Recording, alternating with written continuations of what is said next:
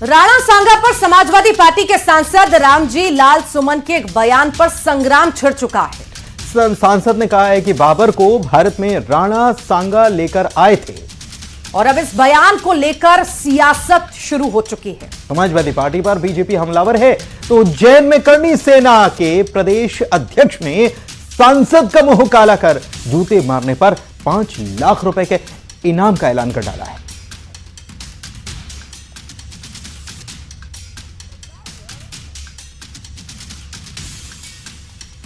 बाबर की तो आलोचना करते हैं। मैं जानना चाहूंगा कि बाबर को लाया कौन? बाबर को इब्राहिम लोधी को हराने के लिए राणा सांगा लाया था। तुम गद्दार राणा सांगा की औलाद हो, ये हिंदुस्तान में तय हो जाना चाहिए। राणा सांगा पर सियासी संग्राम, एसपी के सांसद के बयान पर दंगल। अपनी राजनीतिक चमकाने के लिए इन लोगों की इन नामों की आवश्यकता है जब ये ऐसी बातें कहते हैं। राणा सांगा के वंशज ने दी चुनौती। राज्यसभा में समाजवादी पार्टी के सांसद रामजी लाल सुमन के बयान पर सियासत गर्मा गई है। रामजी लाल सुमन के बयान पर राजस्थान में विरोध शुरू हो गया है। इस बयान के बाद राणा सांगा वंशज सामने आए और समाजवादी पार्टी के सांसद पर अपना गुस्सा दिखाया। वो कह रहे हैं इतना बड़ा नेता बना रहे हैं, वो बाबर खुद बयाना में महाराणा सांगा से हारा था, तो महाराणा सांगा को किसी की जरूरत नहीं थी। उस समय तो हिंदुस्तान में वही छाए हुए थे, उनके साथ सभी रियासतें जुड़ी हुई थी और हमको गर्व है कि हम महाराणा सांगा की औलाद हैं। उनसे बड़ा देशभक्त, उनसे बड़ा इस देश के लिए लड़ने वाला कोई दूसरा व्यक्ति नहीं हुआ। मुझे ऐसा लगता है कि इनको सबको अपनी राजनीतिक चमकाने के लिए इन लोगों की इन नामों की आवश्यकता है। जब ये ऐसी बातें कहते हैं तो ऑटोमेटिक फेमस हो जाते हैं। मुख्यमंत्री भजनलाल शर्मा ने समाजवादी पार्टी के सांसद के बयान को निम्न स्तरीय बयान करार दिया है और अखिलेश यादव से माफी की मांग की है। चौतरफा हमलों के बीच समाजवादी पार्टी की तरफ से सफाई सामने आई है। ये बहुत ही गलत है। मैं उस राज्यसभा सांसद जो कि बददिमाग कहूंगा, वो तुरंत माफी मांगे इस शब्द को लेकर, माफी मांगे हमारे मेवाड़ के सभी राजपूतों से, माफी मांगे हमारे पूरे राजस्थान के भाई बंधुओं से, क्योंकि आज मेवाड़ या राजस्थान कोई व्यक्ति जाता है ना तो राणा सांगा जी के इतिहास को पढ़ता है, उनके इतिहास को जानता है। जहां तक समाजवादी पार्टी के सांसद के बयान का सवाल है तो निश्चित रूप से वो अपनी बात को आगे स्पष्ट जरूर करेंगे कि वो क्या कहना चाहते थे, लेकिन समाजवादी पार्टी इस बात को महसूस करती है, समझती है कि भारतीय जनता पार्टी वो इतिहास की बात करके वर्तमान के जो मुद्दे हैं उनसे जनता का ध्यान बांटना चाहती है। समाजवादी पार्टी के सांसद के बयान का विरोध बीजेपी ने भी किया है।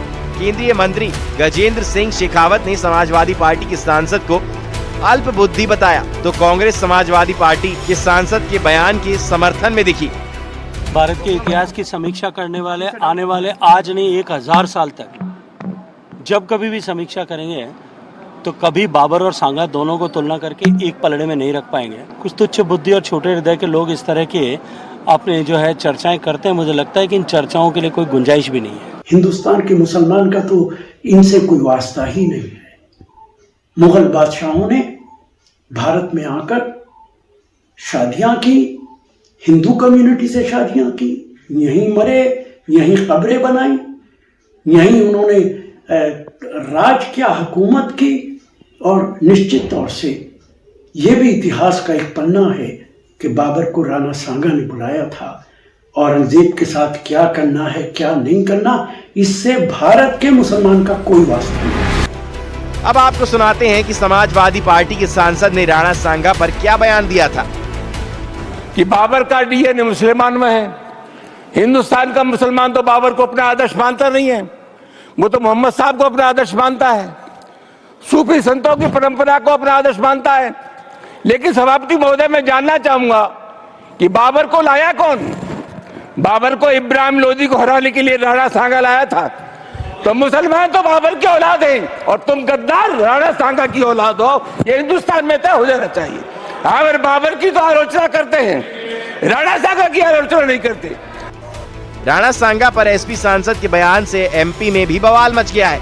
करणी सेना ने सपा सांसद का विरोध करते हुए कहा है कि महाराणा सांगा जैसे महापुरुष का अपमान करना बिल्कुल बर्दाश्त नहीं किया जाएगा। ऐसे लोगों को देश में रहने का हक नहीं है। करणी सेना ने तो सांसद का मुंह काला कर उन्हें जूते मारने पर 5 लाख रुपए के इनाम का ऐलान कर दिया है, तो वहीं बीजेपी ने भी निशाना साधा है। ये लोकसभा सदस्य रामलाल जी सुमन जहां पर भी मिले, इसमें इसका मुंह काला करके और इसमें जूते मारे, और जो भी महानुभाव इसमें इसका मुंह काला करके और जूते मारेंगे, उसे श्री राष्ट्रीय राजपूत करणी सेना के द्वारा 5 लाख रुपए के इनाम से पुरस्कृत किया जाएगा और उनका सम्मान करा जाएगा। राणा सांगा पर समाजवादी पार्टी के सांसद के बयान ने राजनीतिक हलकों में हलचल मचा दी है। बीजेपी, कांग्रेस और विश्व हिंदू परिषद समेत कई संगठनों ने अपनी प्रतिक्रियाएं दी हैं। अब निगाहें समाजवादी पार्टी पर हैं कि वो अपने सांसद के बयान पर क्या रुख अपनाती है। Bureau report, news 18।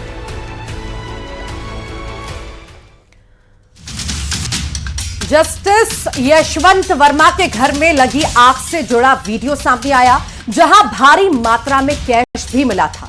Delhi police commissioner की ओर से शनिवार को यह वीडियो शेयर किया गया था और यह वीडियो ऐसे समय में सामने आया जब दिल्ली हाई कोर्ट के मुख्य न्यायाधीश DK उपाध्याय ने जस्टिस यशवंत वर्मा के सरकारी आवास से नकदी मिलने के मामले में भारत के चीफ जस्टिस संजीव खन्ना को एक रिपोर्ट सौंपी है।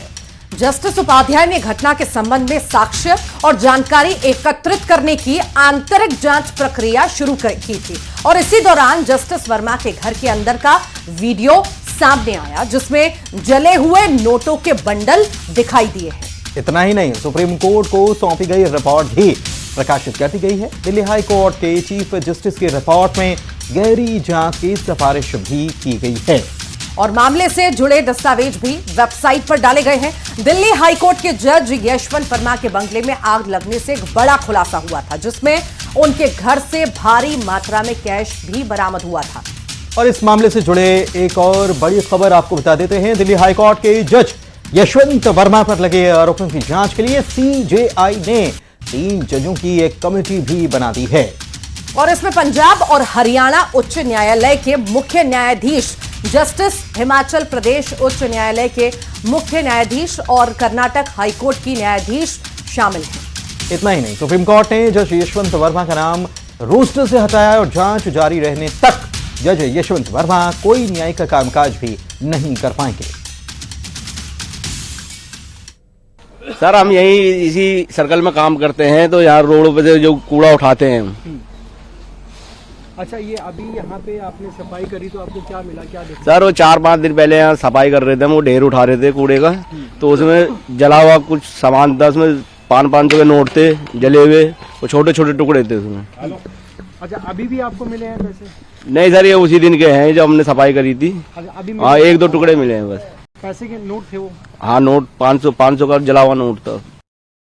लुटियन दिल्ली का 30 तुगलक क्रिसेंट, ये घर जस्टिस वर्मा का है। 14 मार्च यानी कि होली की रात करीबन 11:30 बजे जस्टिस वर्मा के घर एक आग लगती है। उस वक्त जस्टिस वर्मा अपने इस आवास पर मौजूद नहीं होते हैं। PCR कॉल की जाती है और करीबन 11:43 पर दिल्ली दमकल विभाग की 2 गाड़ियां इस घर के बाहर पहुंचती हैं। उस वक्त CPWD और दिल्ली पुलिस के अधिकारी यहां पर मौजूद होते हैं। फायर के मुताबिक उन्हें घर से आग बुझाने के दौरान कुछ जले हुए नोट मिले और उसके बाद अगले दिन जो दिल्ली हाई कोर्ट के चीफ जस्टिस हैं, उन्होंने चीफ जस्टिस ऑफ इंडिया को यह बताया कि दिल्ली पुलिस कमिश्नर ने एक वीडियो साझा किया है जिसमें बोरे के अंदर इस घर से जले हुए नोट मिले हैं। उसके बाद कल सुप्रीम कोर्ट ने इस पूरी घटना की जानकारी सार्वजनिक की एक प्रेस नोट के जरिए और उसके बाद 3 सदस्यों की जजों की एक इंक्वायरी कमेटी बना दी गई है जो इस पूरे मामले की जांच करेगी। और इस मामले में जस्टिस यशवंत वर्मा का भी बयान सामने आया है। उन्होंने खुद पर लगे आरोपों को सिरे से खारिज कर दिया है और इसे अपने खिलाफ साजिश बता दिया है। जस्टिस वर्मा का कहना है कि कथित रूप से बरामद कैश से उनका कोई लेना देना नहीं है और ये उनके खिलाफ रची गई साजिश है। जस्टिस यशवंत वर्मा की इन दलीलों को दिल्ली हाई कोर्ट के चीफ जस्टिस DK उपाध्याय ने खारिज कर दिया है और आग की घटना के अगले दिन मलबा हटाए जाने को भी चिंताजनक बताया है। सुप्रीम कोर्ट और दिल्ली हाई कोर्ट के चीफ जस्टिस ने जस्टिस यशवंत वर्मा से सवाल पूछा है कि 15 मार्च की सुबह पैसा किसने हटाया और इस पूरे मामले को लेकर न्यायपालिका और जांच एजेंसियों की नजरें अब टिकी हुई हैं। भिंड के लाहार में कार्यक्रम में सांसद संध्या राय अधिकारियों पर ही भड़क उठी। दरअसल कृषि विभाग की तरफ से कार्यक्रम में बीजेपी कार्यकर्ताओं के नहीं दिखने पर दतिया सांसद संध्या राय नाराज हो गई। उन्होंने पूछा कि विधायक क्यों नहीं आए, बीजेपी कार्यकर्ता और पदाधिकारियों को भी आखिर बुलाया क्यों नहीं गया। सांसद संध्या राय कृषक संगोष्ठी कार्यक्रम में पहुंची थी। यहां बीजेपी का कोई कार्यकर्ता या पदाधिकारी मौजूद नहीं था और इसी पर सांसद ने मंच पर ही कृषि विभाग के अधिकारियों को फटकार लगानी शुरू कर दी और कहा कि 40 से 50 लोग होने तो चाहिए थे और उन्हीं से मेरा सम्मान है। नहीं लगता ना, कार्यकर्ता दिख रहे हैं ना कुछ दिख रहा है। आप अपनी अच्छा का बताइए। हाँ, ऐसा ठीक नहीं लगता ना, लोगों को अच्छा नहीं लगता। अरे 40-50 लोग होने चाहिए यहाँ जो मंच पर बैठने वाले हो। क्या है, कोई नहीं है यहाँ। आपने दे दिया किसानों को किस दृष्टि से किया था कार्यक्रम, प्रशिक्षण वगैरह हो गया क्या? कार्यकर्ता दिख रहे हैं ना कुछ दिख रहा है। आप अपनी अच्छा का बताइए। हाँ, ऐसा ठीक नहीं लगता ना, लोगों को अच्छा नहीं लगता। अरे 40-50 लोग होने चाहिए यहाँ जो मंच पर बैठने वाले हो। क्या है, कोई नहीं है यहाँ। आपने दे दिया किसानों को किस दृष्टि से किया था कार्यक्रम, प्रशिक्षण वगैरह हो गया क्या? कार्यकर्ता दिख रहे हैं ना कुछ दिख रहा है। आप अपनी अच्छा का बताइए। हाँ, ऐसा ठीक नहीं लगता।